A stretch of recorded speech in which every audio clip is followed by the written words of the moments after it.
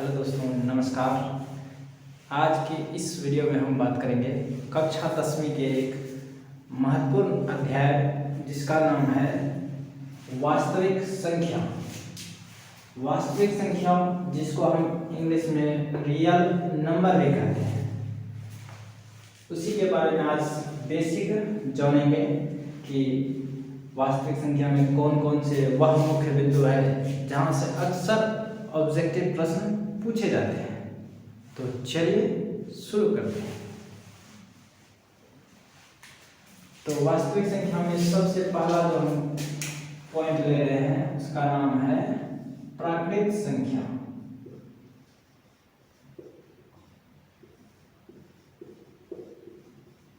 तो इसका परिभाषा हो जाएगा गिनती की सभी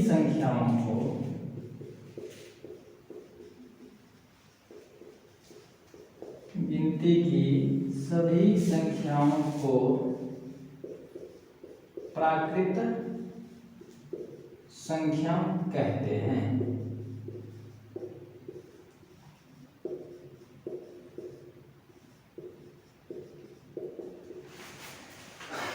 यानी हम कह सकते हैं कि जहाँ से हमारा गिनती शुरू होता है वहीं से अगर हम संख्याओं को ले लें तो वह सभी हमारी प्राकृत संख्या होगी।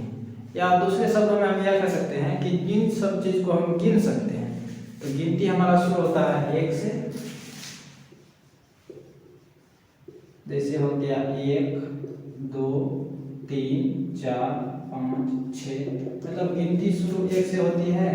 तो जहाँ से शुरू हुआ और गिनती का जिसको हम गिन सकते हैं वह सभी हमारा प्राकृत संख्या नेचुरल नंबर होता है। अगला जो हमारा है वो है पूर्ण संख्या।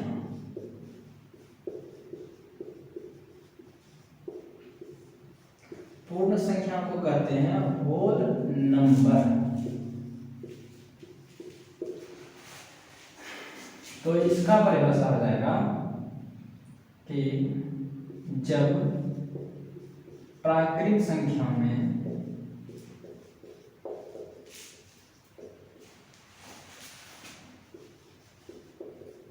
शून्य को भी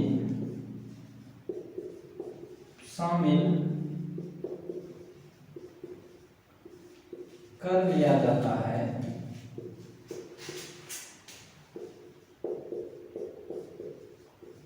तो वह पूर्ण संख्या कहलाता है।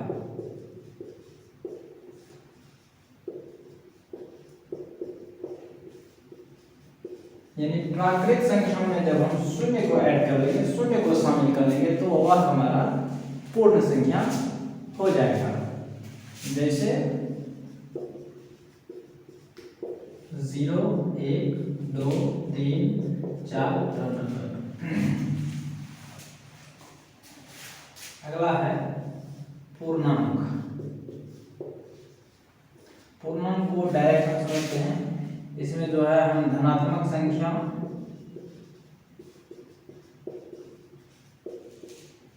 ऋणात्मक संख्या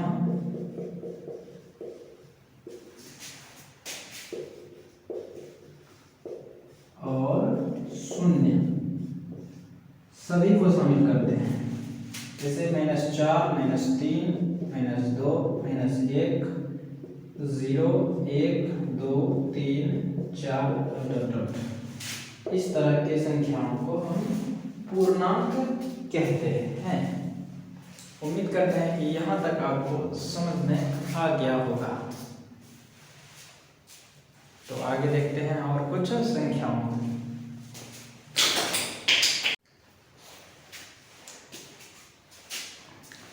आगे जो हमारा है वह है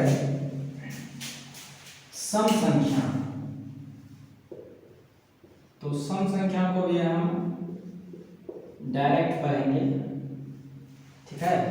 तो सम संख्या को सीधे सीधे तौर पर यह समझ सकते हैं कि जिसमें 2 से पूरा भाग लग जाए। जैसे मान लीजिए 2 है तो 2 में 2 से पूरा पूरा भाग लग रहा है। मान लीजिए 4 है, 4 में 2 से पूरा पूरा भाग लग रहा है। तो जिसमें 2 से पूरा पूरा भाग लग जाएगा वह हमारा सम संख्या कहलाएगा। जैसे हो गया 2, 4, 6, 8, 10, 12, 14, इसी तरह से।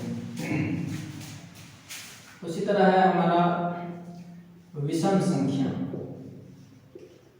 विषम संख्या को इंग्लिश में ऑड नंबर कहते हैं, सम संख्या को इवन नंबर कहते हैं। हम लिख देते हैं ऑड नंबर। तो इसमें इसका परिभाषा होगा जिसमें 2 से पूरा पूरा भाग नहीं लगे वह हमारा विषम हो गया। जैसे एक में 2 से भाग नहीं लगता है, 3 हो गया, 5 हो गया, 7 हो गया, 9 हो गया, 11 हो गया, 13। इसी तरह से बहुत सारी संख्याएं हैं जिसमें 2 से पूरा पूरा भाग नहीं लगता है और वह सभी हमारा विषम संख्या हो जाएगा। और अगला है हमारा अभाज्य संख्या।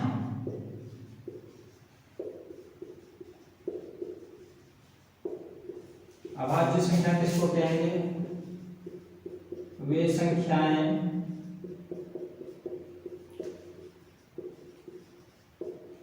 जिनका एक और स्वयं के अलावा, वे संख्याएं जो एक और स्वयं के अलावा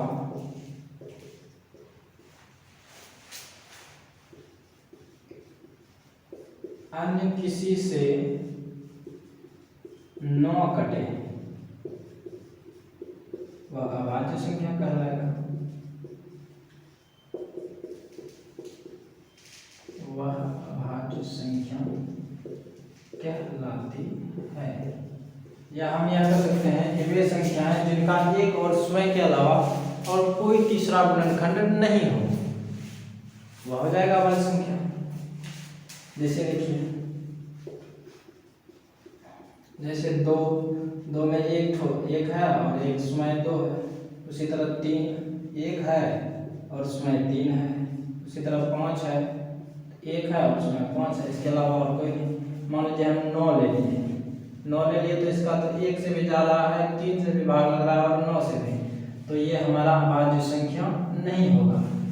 क्योंकि अभाज्य संख्या की परिभाषा में एक और स्वयं के अलावा तीसरा कोई होना ही नहीं चाहिए।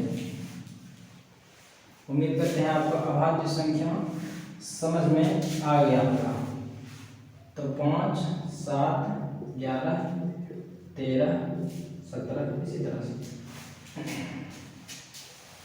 आगे है हमारा परिमेय संख्या।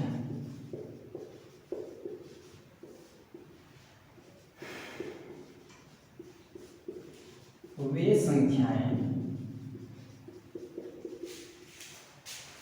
संख्याएं जिन्हें हम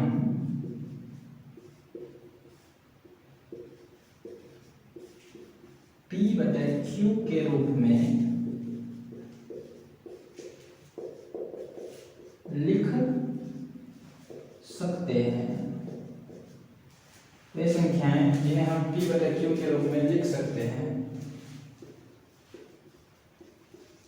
परिमेय संख्याएं कहलाती हैं।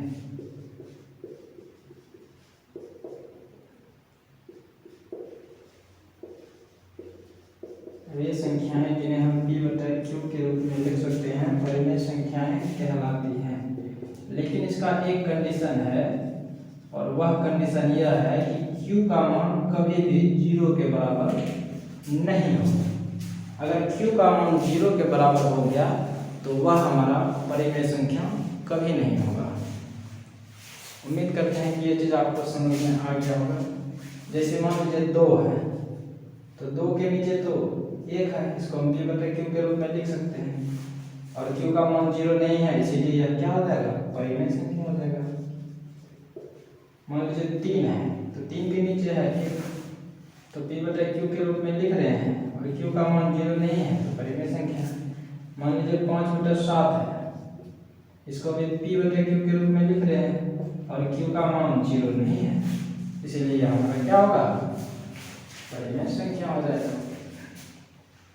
एक उदाहरण लेते हैं 8/0। इसको तो P/Q के रूप में लिख रहे हैं, लेकिन Q का मान 0 आ रहा है और हम यहाँ बोले हैं कि Q का मान 0 के बराबर नहीं होना चाहिए, इसीलिए यह हमारा परिमेय संख्या नहीं होगा। उम्मीद है कि आपको यहाँ तक बिल्कुल बेहतरीन तरीके से समझ आ गया होगा। कुछ और संख्याओं की बात करते हैं। अगला हमारा है अपरिमेय संख्याएं।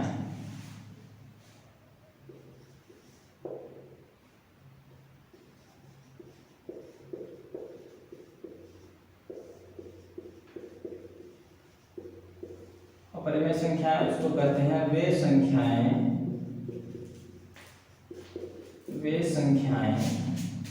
जिन्हें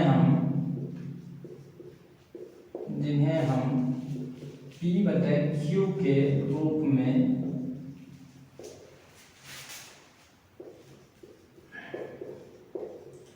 नहीं लिख सकते हैं। जिन्हें हम P/Q के रूप में नहीं लिख सकते हैं, वे सभी संख्याएं हमारा अपरिमेय संख्या होता है। जैसे √2, √3, √5, √7, इसी तरह से। इसके अलावा एक और उदाहरण पाई। यहाँ सब्जेक्टिव आता है कि पाई एक क्या है, तो पाई एक अपरिमेय संख्या है। अगर यहीं पर पाई का वैल्यू दे दिया जाए कि 22/7 क्या है, तो यह परिमेय हो जाएगा, क्योंकि इसको हम P/Q के रूप में लिख सकते हैं और Q का मान 0 के बराबर नहीं है। तो अगर पाई पूछेगा कि पाई क्या है, तो अपरिमेय संख्या, और 22/7 पूछेगा तो परिमेय संख्या।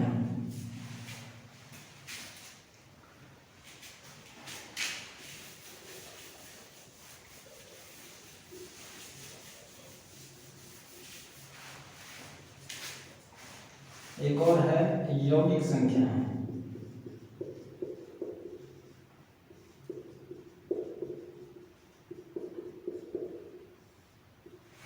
यौगिक संख्याएं वे धनात्मक संख्याएं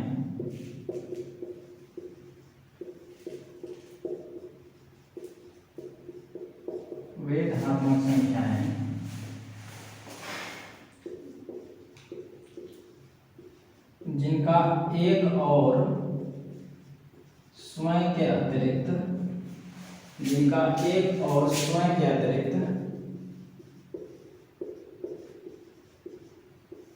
और गुणनखंड हो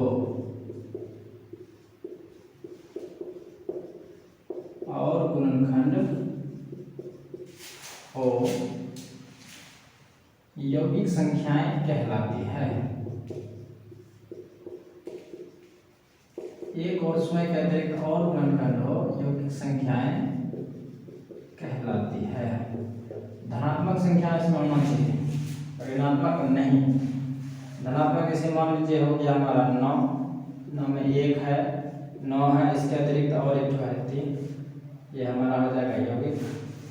इसी तरह हो गया मान लीजिए 4, 1 से जा रहा है, 2 से जा रहा है, 4 से जा रहा है, तो एक और स्वयं के अलावा और कोई तीसरा है, इसका मतलब यह यौगिक संख्या है। उसी तरह मान लीजिए है 18, 1 से जा रहा है, 2 से जा रहा है, 3 से, 6 से, 9 से और 18 से, तो ये सभी संख्याएं यौगिक संख्या है। यहाँ से भी ऑब्जेक्टिव पूछा जाता है कि निम्नलिखित में से कौन सा यौगिक संख्या है। 4 ऑप्शन दे देगा, 3, 7, 11, 15, 4 ऑप्शन इस तरह से दे दिया जाएगा, तो हो जाएगा हमारा 15, क्योंकि इसमें 3 में 1 और 3 के अलावा कोई नहीं है, 7 में 1 और 7 के अलावा कोई नहीं है, 11 में 1 और 11 के अलावा कोई नहीं है, लेकिन 15 में 1 है, 3 है, 5 है और 15 है।